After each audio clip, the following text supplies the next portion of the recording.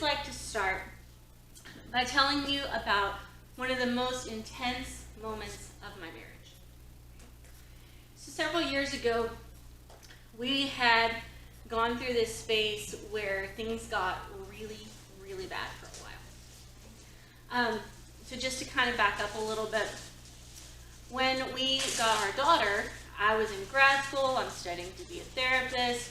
She comes to us as this foster kid, and they're like, you know, she had some seizures when she was a baby, but don't worry, she doesn't have epilepsy. And she had a couple of seizures, and they were like, don't worry, it's just the stress of foster care.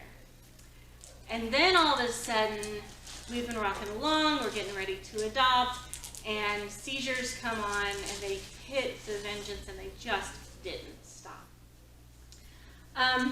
And so as we go into this period where everything is just like chaotic and we're spending more time in the hospital than not, I'm also in kind of the weed out semester of college.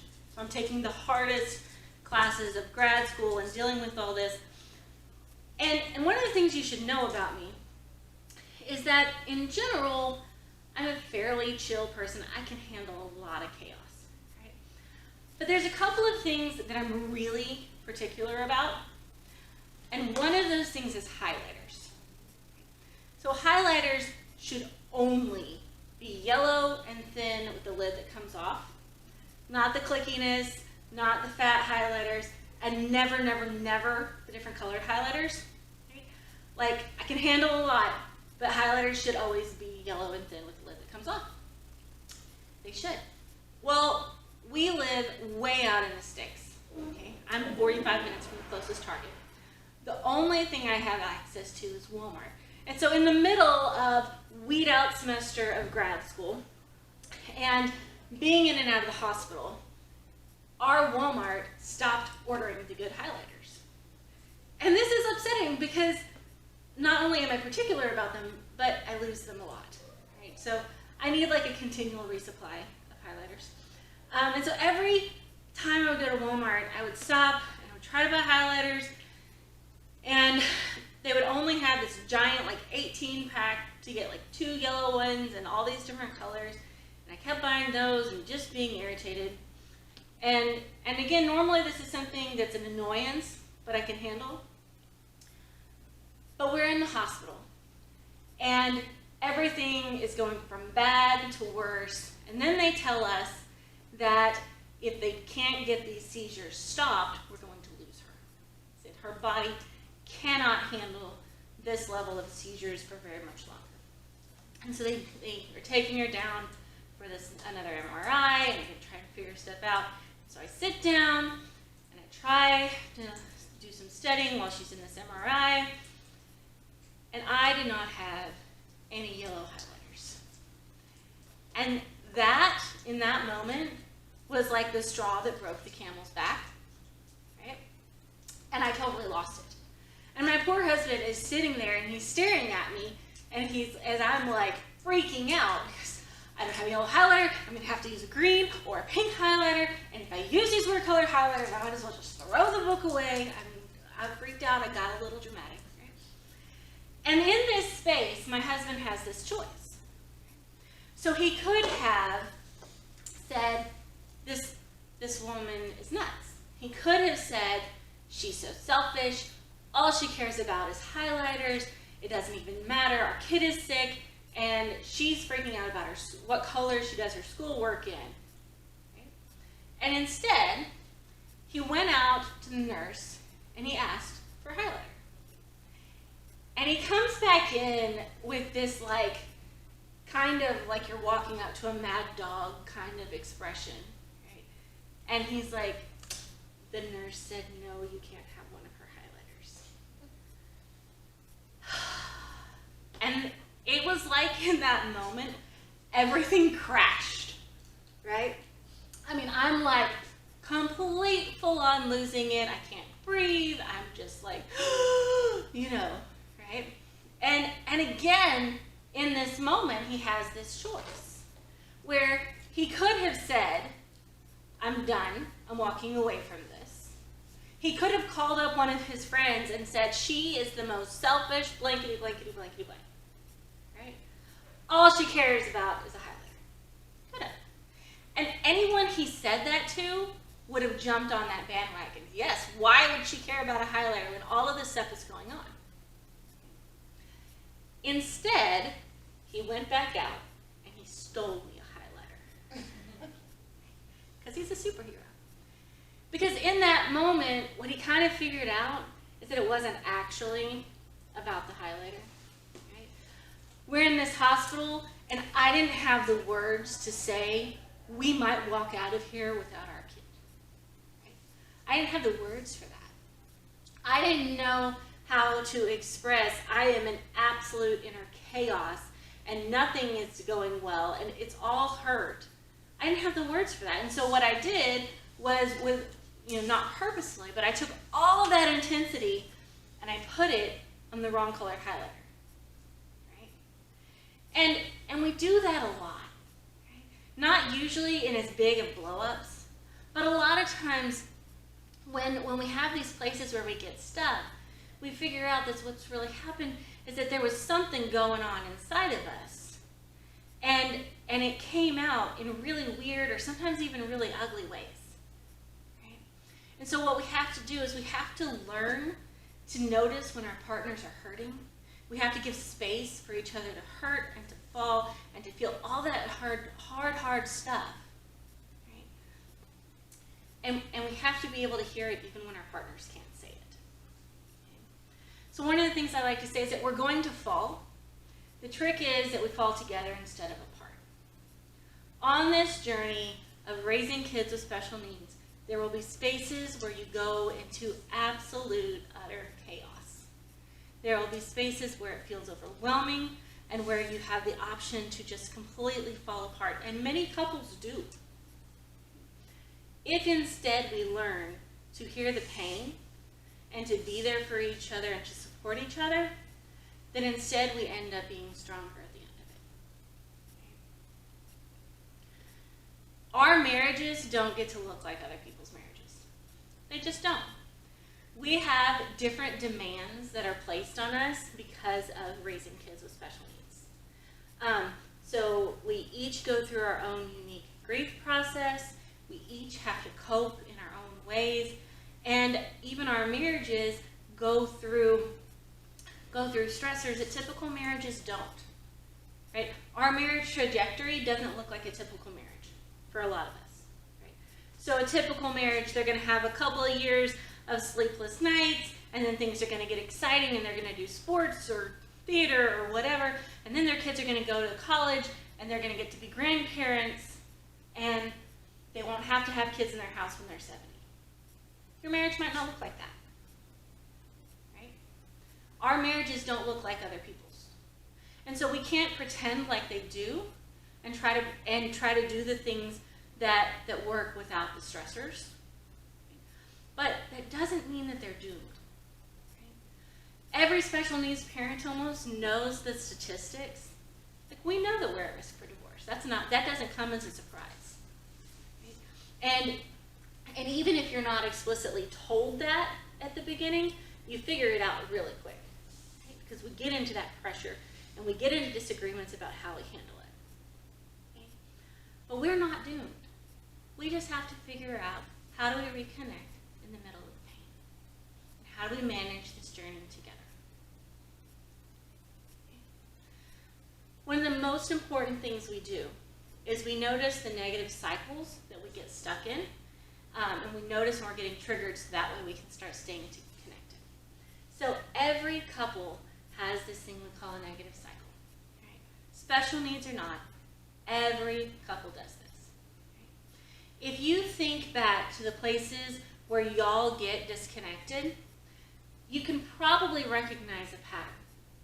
Right? So it might be that somebody has a tone, and then the other person gets defensive, and then we start yelling, and then somebody slams the door, and the other one chases after them. It might be that you start to try to have a hard conversation, and we get flooded, and we both shut down and go our own ways, and we never come back to it. Right? Whatever your cycle is, you probably repeat it a lot. Okay? That's a human thing. Okay? That's not a bad thing, it's just a human thing. But when we figure out what that cycle is, then we can start to notice as soon as we're jumping into it, and we can do something different. Okay? We don't have to follow it all the way to the end. So as we're starting to think about our cycles, and that's what, you got the sheet that says when we're not getting along. That's one of the really great ones that can kind of help you figure out your cycle. And I'm happy for you to grab a second one so you can go back home to your partner, and each of you can fill it out. But we want to start thinking about what is it that sets us off? What's the initial trigger? Sometimes it's a really specific event or a place. A lot of times people will say, oh, they do that thing with their eyebrows and we're off. Or we try to talk about this, or they say this, right? But whatever it is, we want to notice what is it that happens that starts this cycle. The sooner we can get it noticed and get it stopped, the better chance we have of not having it spiral out completely. Okay? When we first notice what that thing is that triggers it, then we want to figure out what do we feel in that moment. Right? Because you're probably used to jumping straight to what do you do. They do this, and so I say this.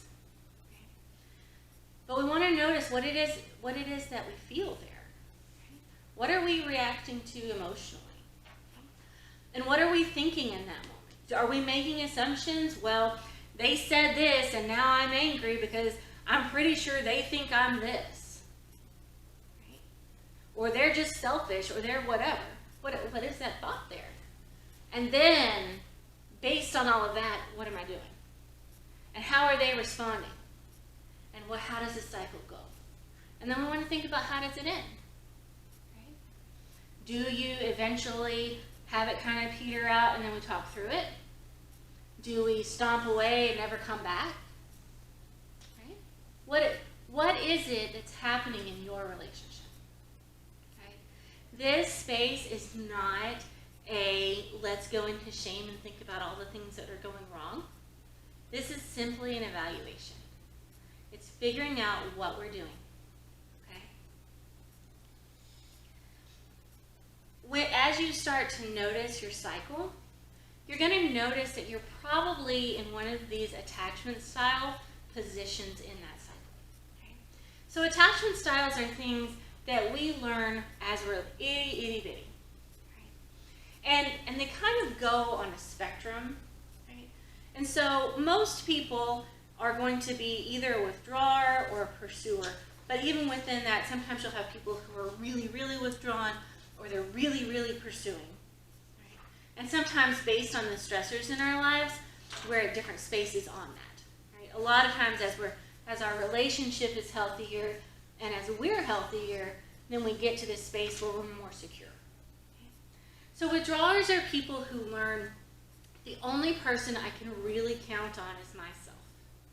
And so if things get really hard, I have to shut down and go inside my turtle shell. Right?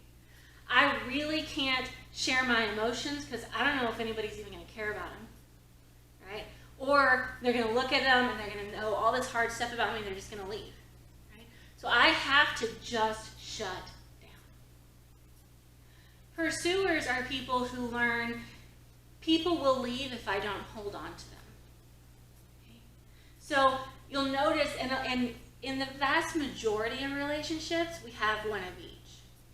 So when the pursuer looks over and they see the withdrawer starting to shut down, it's scary. They see their person leaving. I've got to get a hold of my person so they don't leave, whether that's emotionally or physically or whatever, right? And so all of a sudden it's, talk to me, tell me this, right? What's going on inside of you? We have to talk this through. We have to do this. Or you get real clingy, or maybe they even do things like they might try to walk away and you might follow them, right? Because it's scary, right? You love this person. You don't want to lose this person. We need to figure this out. I need to hold on to you so that I don't lose you. When we get to a more secure space, a lot of times you'll be where you still have some of those withdrawer, pursuer tendencies, but when I get scared, I can reach out and I can touch you, right? And then I feel okay. And so then I can tolerate, if I'm a withdrawer, I can tolerate sharing some more. If I'm a pursuer, I can handle a little bit more distance because I know you're not going to go anywhere, right? Some people who have, especially people who've grown up in some really scary environments, who haven't had good attachments growing up or who faced a lot of trauma, can be what we call anxious avoidant. And so they kind of bounce between the withdrawer or pursuer position. Okay? And then sometimes if we go through something really hard, like maybe you were a pursuer and you pursued and you pursued and you pursued, and then you finally just got so tired you gave up, it can look like being a withdrawer, right? And so these aren't static. It's not that your feet are stuck in concrete on some space on this spectrum. Right? But as we start noticing ourselves in this cycle, you're going to notice that you're in one of these spots. And you're going to notice that your partner is in one of these spots. Okay? None of them are bad. They just are. Right?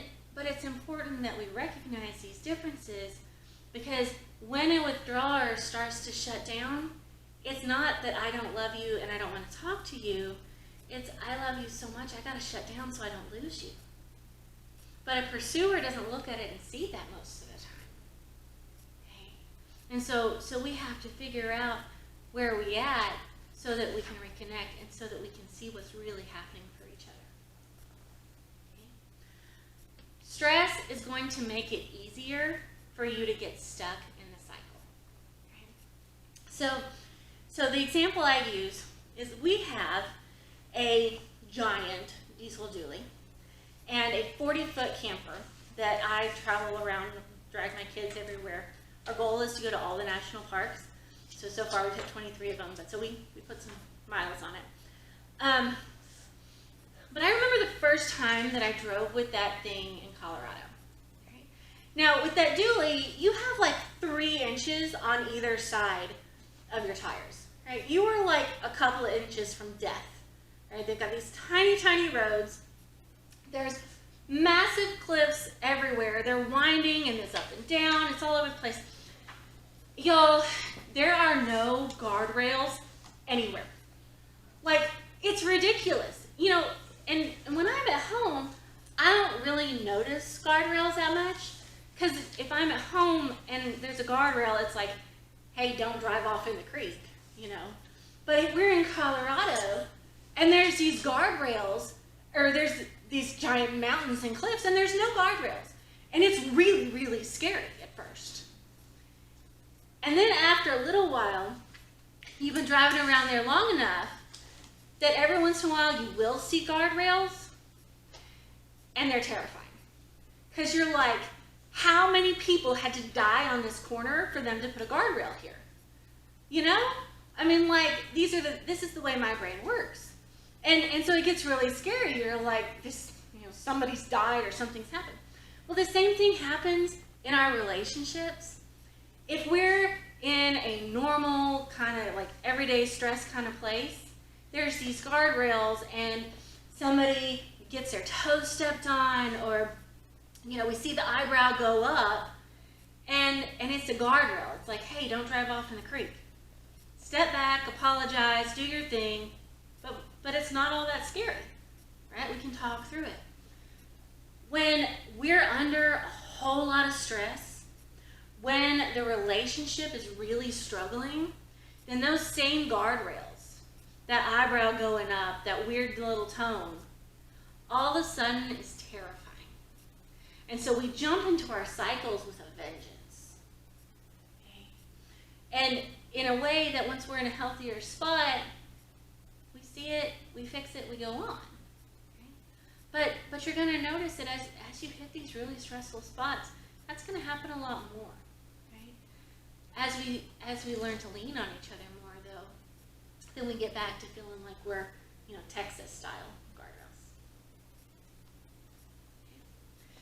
As soon as we notice that we're in this cycle, we want to hit pause. Now, for most people, when you start noticing your cycle, you're going to get in your cycle, have a big blowout or a big disconnection, and afterwards you're going to say, hey, that's that cycle thing. Okay? And then eventually you're going to get in this space where halfway through it, you're like, oh, you know what, we're in the cycle right now. I'm going to do this, and they're going to do this, and this is what's going to happen. Right? And then you might get to the spot where you're like, oh, we're in the cycle, I'm going to try something different. And then eventually we get to the spot where we notice those red flags, we notice those guardrails, and we do something different instead, and we don't have to get into the negative cycle. Okay. But this isn't a, we have one great conversation, and then everything's great, and we ride off in the sunset. Right. So we're gonna say, we're gonna say as soon as we notice it, you know what, I'm flooded, I'm stressed, we gotta hit pause. We gotta slow this down. We can, in that spot, we can start trying out some different moves and just seeing what happens, right? What happens if you hit pause? What happens if you start with an emotion word? Right? How does that change the conversation? Right? You might change it for a couple minutes and still get in the cycle then. That's okay. This is a work in progress. Right? Our goal here is not to just make today fantastic. Our goal is that in 60 years, you're sitting in rocking chairs on your back porch watching the sunset together. Okay? And so when we take the time and we figure this stuff out, then we're able to get to that spot. Right? We create this relationship that makes it for the long haul. One of the best things we can do when we're in this spot is name our emotion. Or if we're not able to do that, then we name what's happening in our bodies. Right? My stomach is just in knots right now. I feel really sad about what happened. Because the real great thing about emotions is that emotions are neutral. If you have a thought, if you say, we should do this, or you were wrong here, those are thoughts.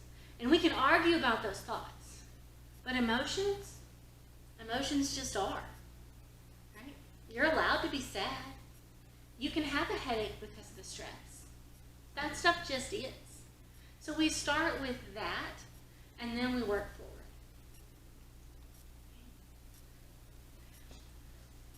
When we notice that we're in this cycle, we want to start making these changes. The thing just went, oh, that one just turned off. Yeah. So when we notice that we're in a cycle, it came back on. I can't see what I'm supposed to say. Okay. The thing about our cycles is that as we turn them, we can spiral in different directions. Okay? So you may be in a space where it feels like you're just slowly spinning farther and farther away. You might be in a space where it feels like you're in the middle of a tornado. Right? And we're just spinning around and getting hit by cows. Okay? But as we get healthier, then we start to change that spiral so that we can end up closer and closer. And as we do that, then we're able to handle these hard things. One of my favorite studies, I just think it's gorgeous. They took people and they stood them in front of a mountain. And they asked them to rate the mountain. How big is it? How long is it going to take you to climb? Right? How big is this mountain? And then they had them come back with their partner and rate the mountain. And do you know that when we look at the same exact mountain with our person, the mountain's not as big? Okay. We face really big things here. Right? You are facing difficult diagnoses and prognoses and therapies and challenges out the wazoo. And as we start spiraling into each other and leaning on each other, then we're better able to handle it, and that same mountain isn't as big, right? Because there's two of us going at it together. So one of the ways we start doing that is we start learning our partner's raw spots and guarding them. Okay? I like to explain raw spots. When I had my thyroid taken out a few years ago, they did some kind of nerve damage or something. So I can't wear chunky necklaces. nothing wrong with chunky necklaces. I have an entire bathroom full of chunky necklaces. But if I wear them and it touches this skin, it hurts really bad. Okay? So for me, that's a raw spot. If that gets touched, if that gets banged up against, it hurts. Okay? Well, every one of us has raw spots that we bring into our relationships. Sometimes it's from growing up, sometimes it's from past relationships, sometimes it's something that happened in your current relationship. Right? That maybe there was one time when they left and you weren't sure they were coming back, and so now every time they threaten to leave or they stand too close to the door, everything inside you starts to be in turmoil because we don't know if that's going to happen again. It hit that hard, raw spot. We also have these in special needs parenting. Right? So I had a doctor tell me I would be lucky if my daughter lived to be 18. And so if somebody calls me lucky, my skin crawls. Right? I hate that word. There's nothing wrong with the word per se, but for me, I hate it. Right? We have these things. When people, especially people have gone through some different kind of traumas, it creates these raw spots. And so we have to learn what are those for our people. Okay? And if I know what it is for my person, then I am absolutely never going to use that as a weapon. I'm going to be really careful that even if I get mad, I'm not going to hit that spot. Right? I'm going to guard it. If I notice that they're having a big reaction, I'm going to look around and I'm going to say, hey, you know what? Did I just trigger something that came up big for them? Did I hit their raw spot? Did somebody else hit their raw spot and they came in upset? Okay. But we're going to start learning what those are for each other and guarding them. Right? That's one of the things that we do for the people that we love. We're also going to really purposefully create space for whatever you and your person feel, even the really ugly, nasty stuff. Okay? You know, as special needs moms, we're kind of given this script, right? That you're supposed to say, oh, we were given this diagnosis, but we did this and everything is better now, right? Or we are overcoming and everything's fantastic, right? Or I just love them and I wouldn't change a thing, or whatever that looks like. But we're told what we're supposed to say, and we're definitely not supposed to share a lot of the really hard, ugly pieces. Right? Sometimes people come into my office and they'll say things like, I wish I hadn't had my kid. Right? Or I feel like I'm a horrible parent. Or maybe if you've got a kid who's like really struggling, especially kids who struggle with behavior, you might have thoughts like, sometimes I hate my kid. Right?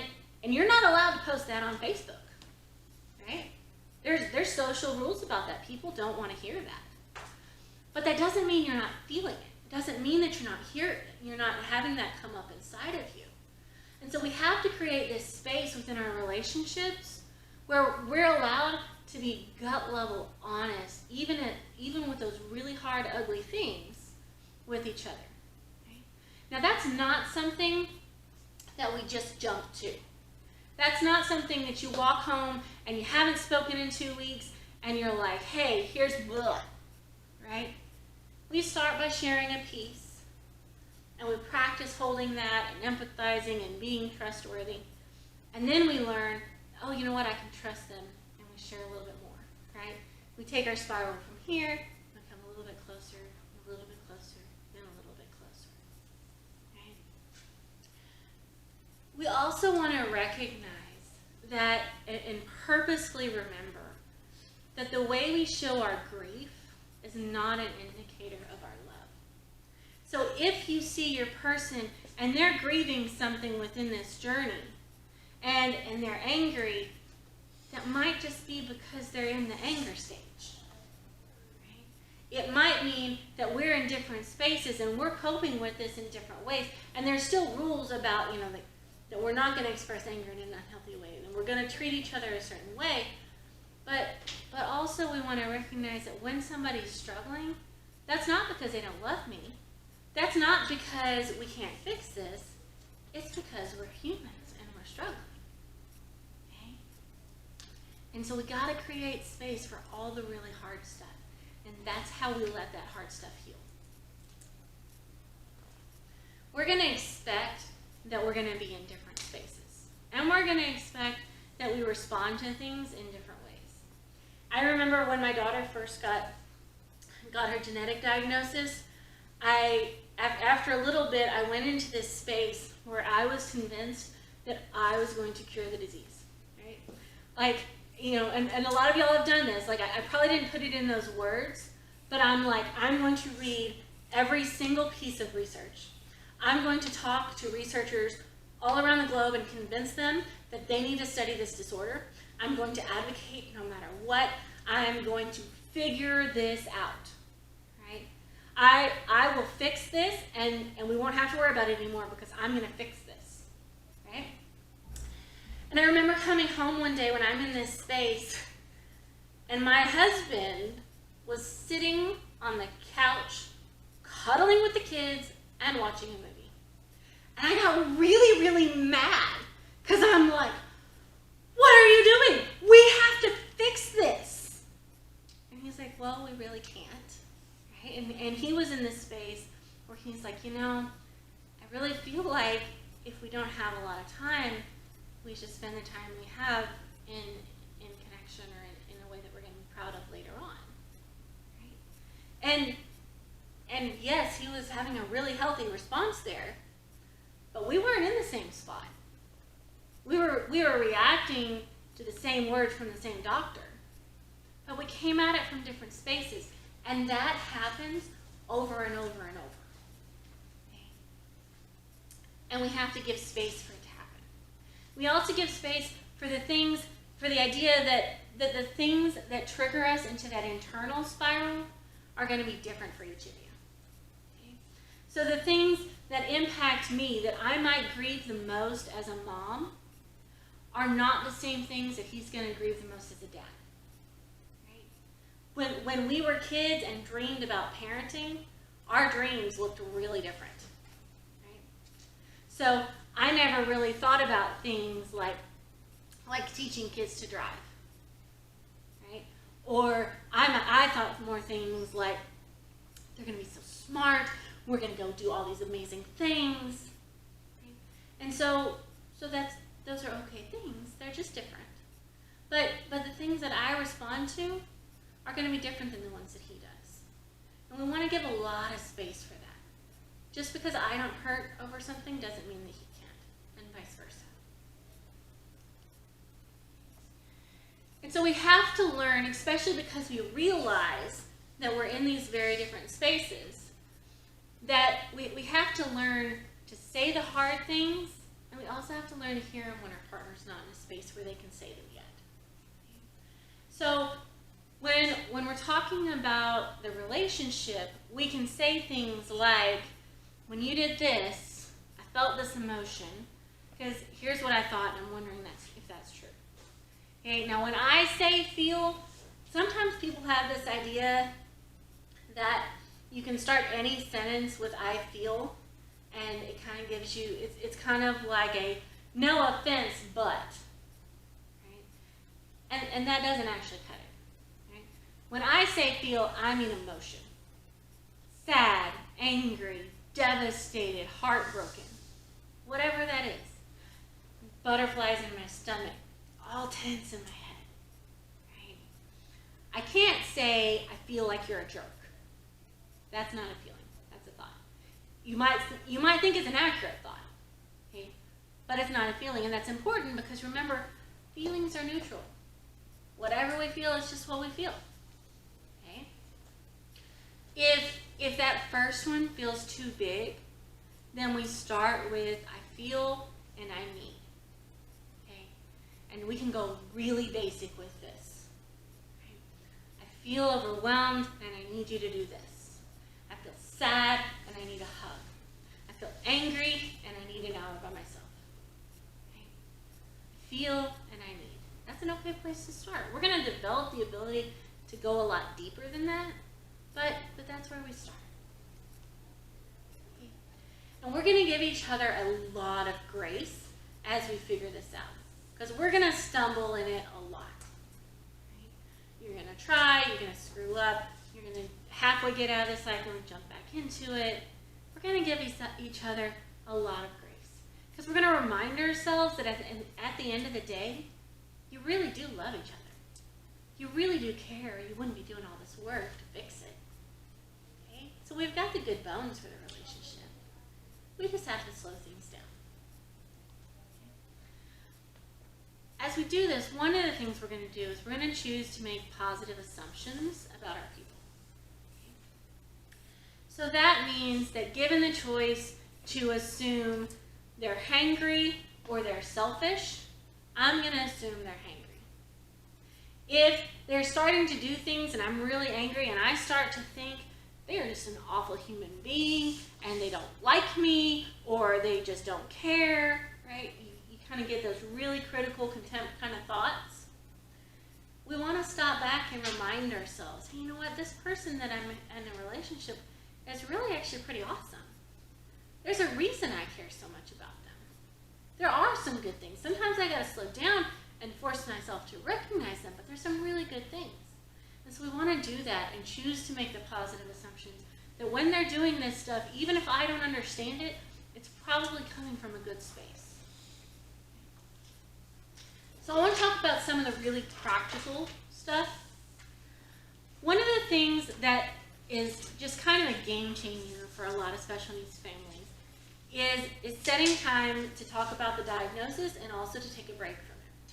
So I remember when Alyssa was spending all the time in the hospital and I'm in grad school, and there was this one particular student who was just really crappy. She was doing some awful things. She was just being a bully kind of a thing. And it was one of those where normally I would have come home and just been like, you would not believe what she said today, right?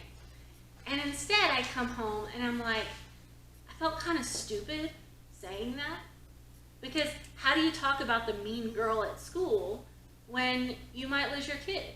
Or how do you talk about one kid making the honor roll when the other one can't make it through a day of school, right? And so it got to this space where it felt like it was really hard to have those day-to-day regular conversations. And what I've kind of seen is that most parents, especially when we're in these moments of crisis, they kind of go into one of two camps. Either the diagnosis and the challenge is the only thing they talk about, or they don't talk about it at all. And sometimes you'll have one person in each. Okay? And so what we can do, and what we ended up doing, is we went out on a date and we made a rule at the beginning of the date that we were not bringing epilepsy on our date. It was not allowed to be any topic of conversation. And when we did that, at first there's this little bit of awkwardness, and then it's right? Here's all the things I wanted to tell you, and I couldn't. And as we do that, then we start getting back into those conversations where our challenge is a part of the conversation, but it's not the only thing. So if you're on the side where it's the only thing you talk about, we really want to create a space where we're not going to talk about it. Okay? We are very purposely going to set time where the diagnosis or the challenge, or maybe the kids in general even, are not conversation topics at all. Okay? And then we also, especially if we're on the side of the people who don't talk about it at all, we want to set time where we're going to sit down and for an hour, we're going to talk about this. Okay? We really want to have a time limit on it if we're doing that one, because especially if one of the people in your couple is a withdrawer, that conversation has the potential to be really, really hard. And having the knowledge at the beginning of it, you know what, I just have to struggle through it for an hour and then I'm going to be okay, makes that a lot more doable. Okay? If you have one of both, what I recommend is that you first set time for the conversation about the challenge, and then after that, we have the conversation where it's not brought up. And then your person who really wants to talk about it has had that need met. And a lot of times that's a need. That's decisions have to be made, or there's challenges or whatever.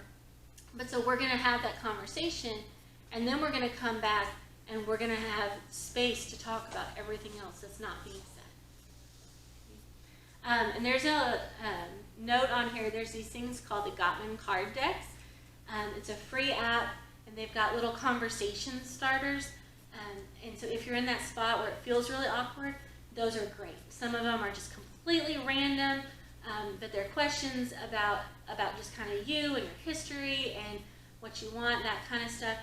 I always tell people, start with the ones that say open-ended questions. When you open it up, there's a lot of different options on the app. There's one that's called Love Maps. Don't do that one. It will only cause fights. You're quizzing each other to see how much you know. One of you is going to fail at that miserably. The other one's going to out. Like every person that I know that does the Love Map one, especially when you're not in good space, it's not good. So yeah, do the ones that say open-ended questions. They're good. And then we let it be awkward for a minute, and then the conversation starts. Okay, but we have to have space where we're able to talk. Okay. We also want to very purposefully allow each other to be human. In this space, that may mean that we have to wear really different hats. So I might need to go in and be an absolute mama bear when I go to my kids' school, and then come home and be more of an introvert, right? And I need space that I can be all of that, right? We also want to purposely allow each other to take time to be individuals and not just parents. So we want to make priority that you are letting your person do things that are not related to parenting, right? And whatever we have to do to make that happen, whether you are going on a girls' night out, or they're going to go hunt for a little bit, or we're just going to go sit in the driveway and listen to our favorite song for 5 minutes, but we purposefully give each other that space to catch a breath and remember who they are as individuals outside of being just parents. And we also want to, I think in life in general, but especially in this space, give each other permission to take on the roles where we each succeed. Okay? So that probably doesn't look like traditional gender roles for a lot of you. Okay? So if you are in a space where one of you tends to be really good at organizing, then maybe that's the one that needs to organize all the appointments. If one of you is really good about understanding something, that's the place where they need to be doing that. Okay? We're going to have to balance and juggle a lot until we figure out what this looks like. But we want to take a step back and not just do things or take on roles because we think that's what we're supposed to be doing. We want to really stop and look at, hey, you know what? Who's better at dealing with the doctors? And who realistically can get to the doctor's appointments? Who's better at doing exercises in the evening? Who's better at that? Who feels more connected to the kid when they do this therapy thing? Right? We want to get really specific with you each as individuals and figure out where do you shine, where do we struggle, and how do we create this relationship on kind of a practical level that allows for that. And it's okay if it doesn't look like anybody else's relationship. So as we're developing some more healthy habits, one of the things we want to do is we want to find objects that remind us of our love for each other. I carry a big, fat, yellow highlighter in my purse. And that reminds me of my husband stealing that highlighter. And one of the things that I've noticed is that if we hit a rough patch, that thing manages to work its way up to the top of my purse constantly. Right?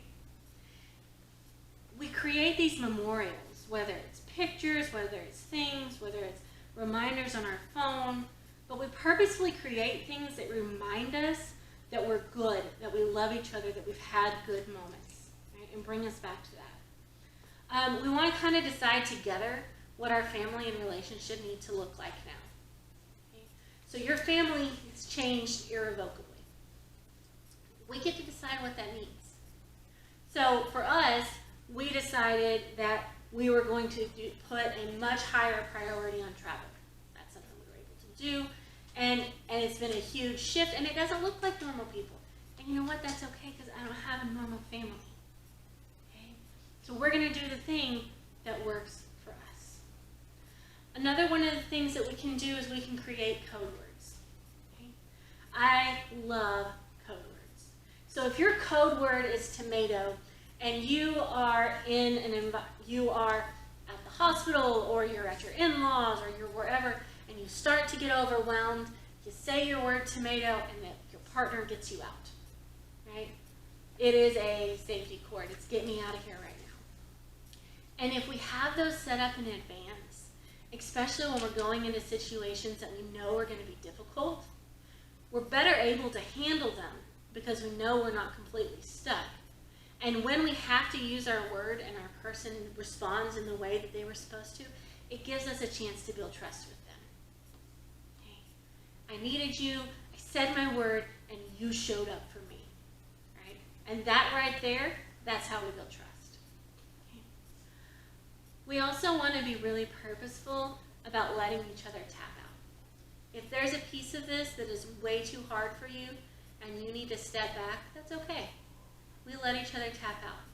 We also want to tell each other when, no, this is the piece where I actually really have to have you here. Okay? It has to be balanced. It can't just be, oh, this is hard, so you get to leave. But it's a, hey, you know what, this piece is hard for you, so I'm going to take that on, and you're going to reciprocate, right? But maybe there's some pieces that are so hard that I need you to show up at least as much as you can. Okay? And if one of you is a major withdrawer, that's okay. It might look like showing up might mean literally just staying in the room. And sometimes that's all it is, and it makes this huge, beautiful difference because it was hard and they stayed. Okay? But we're going to tell each other, hey, here's when I really need you. We also want to look around and we want to notice the ways that our partners feel love. Right? One of the things that can help with this is thinking about kind of like the love languages stuff, but I want to make sure that I'm looking around and I'm figuring out how do I show them that I just think they're fantastic, right? How are they going to best hear it? And then we want to really practice asking for whatever it is that we're needing. Okay?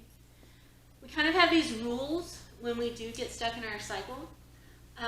There's these 4 horsemen, and we call them the 4 horsemen of the marriage apocalypse. These 4 things actually predict divorce better than affairs.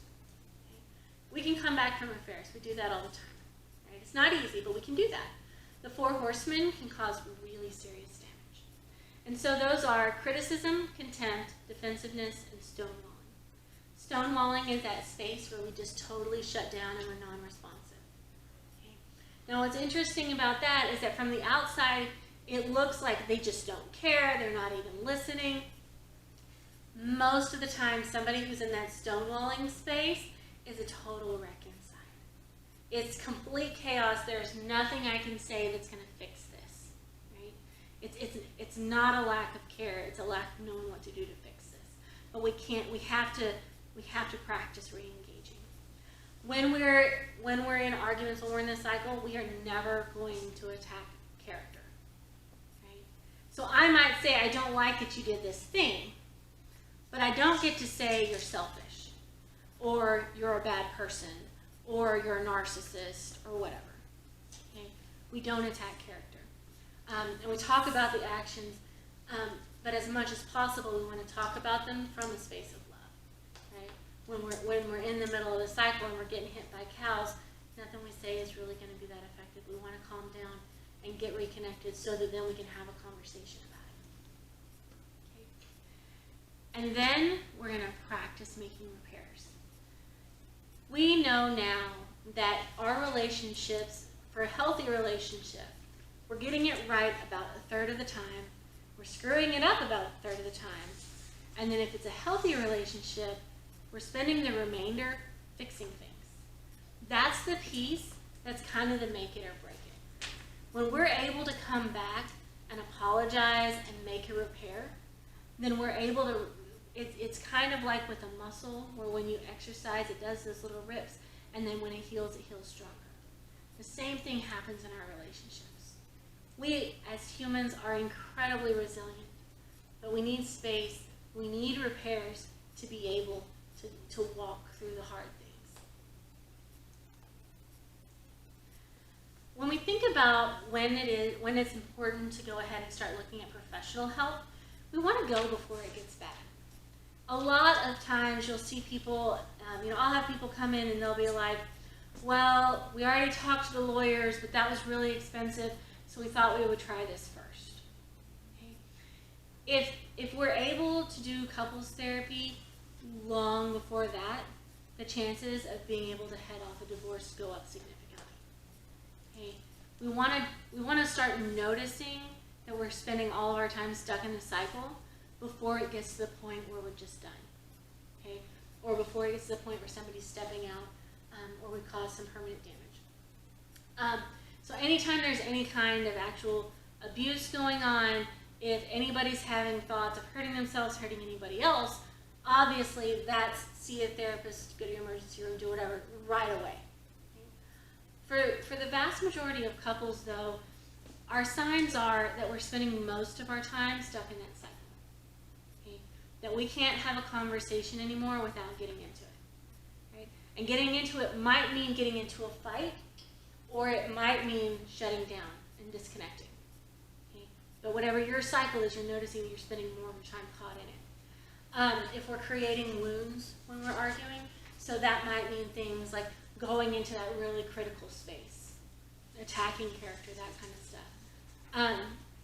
Or if we get in this space where we're really struggling to talk through the challenges, we can't have the conversation, then it's a sign that we probably need to see somebody. Okay? And we can do that. We can come back from that. We can, no matter how far into this cycle we are, the vast majority of time, we're able to come back and get reconnected. Okay? So I'd like to encourage y'all today to go home and have some conversations with yourself, and then have some conversations with your person. So when we think about the conversations with yourself, we want to think about, what did I learn about relationships and connection growing up? Where do I fit on the withdrawer pursuer spectrum? Right? So we want to figure out where we are before we start looking at where our partner is. Am I really proud of how I'm showing up in this relationship? And if I'm not, what do I need to change so I am? Okay? What do I love most about my person? Stopping and thinking through that question right there, that alone can be a game changer. Right? When we're stuck in that cycle too much, it gets really easy to be stuck thinking all the negative. And sometimes we need to kind of do a reset and remind ourselves why we fell in love in the first place. Okay? When have I felt most connected to them? And then we can come back with our person and talk through, what does our cycle look like? What did you learn about connection and comfort growing up? Because a lot of times we see that pattern that they learned growing up back in the relationship now. Okay? What are the raw spots? What are the places where we're each struggling, and where are we each excelling? So how do we create this new relationship, right? And what's one change that would make a difference in how connected we feel? We're not going to solve every problem in one conversation, but what's one thing we can do? What's one piece we can share? The important thing is to remember that you don't have to be a statistic. I sat with a friend of mine this summer who was going through something just really awful. And she's like, tell me that everything's going to be okay and that good stuff is going to come from this. And I stopped and I thought about it for a minute, and I said, we have a really bad prognosis. And I don't think there's anything that's necessarily good. But I do know that when you go through hell together, there is depth that you get that you can't get any other way. There is a depth that we can have in our relationships because we're on this road. Because we go through hard things and we learn to lean on each other and cook and connect and to support each other through them. Okay? And at the end of the day, when we do the work and we create that depth and we create that connection, it's worth it, and our mountains aren't quite as big. I really appreciate y'all sticking around. I know it's late. It's been a long, fun, awesome day, but I appreciate all y'all sticking around, and I'm happy to chat.